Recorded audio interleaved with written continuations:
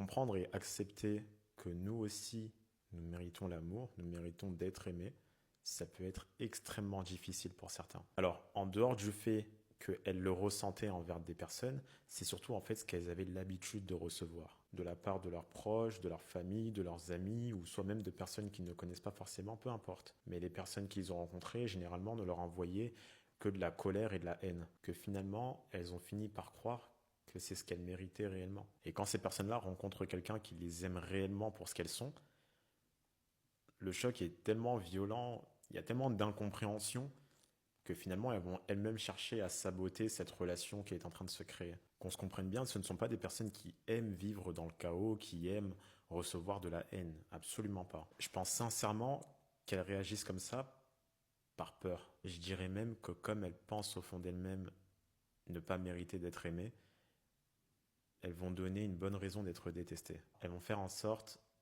d'être détestées et méprisées, comme on les a détestées et méprisées finalement. Elles vont chercher à nuire à cet amour qu'elles sont en train de recevoir.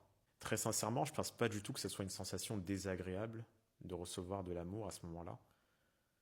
Mais en fait, c'est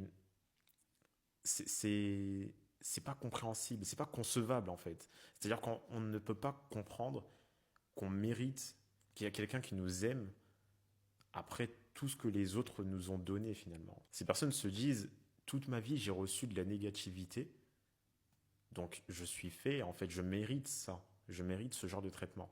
Comment des gens arrivent à m'aimer, à me donner des choses positives sans rien en échange?